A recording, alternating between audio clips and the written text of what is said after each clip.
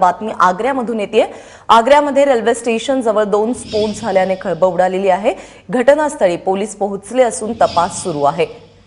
कचऱ्याच्या ढिगामध्ये आणि घरात 2 स्फोट झाल्याचं कळतंय। प्रशांत कदम आपल्याबरोबर आहे। प्रशांत, सध्याची काय परिस्थिती आणि या स्फोटासंदर्भात काय माहिती कळू शकते?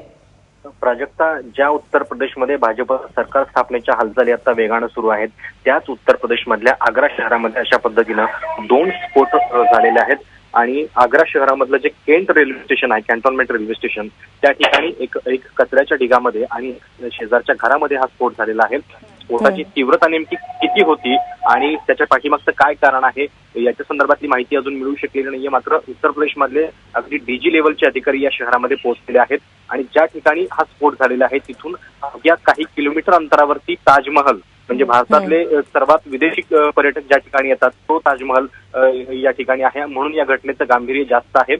कालच खरं तर ताजमहल उडवून देण्याची धमकी जी आहे ती पोलिसांना मिळाली होती आणि त्याच्यानंतर सीमा सुरक्षा दलाचे काही जवान आग्रा शहरामध्ये तैनात करण्यात आलेले होते। त्याच्या पार्श्वभूमीवरती झालेला हा हल्ला असल्यानं त्याला जास्त गांभीर्यानं पाहिलं जात आहे।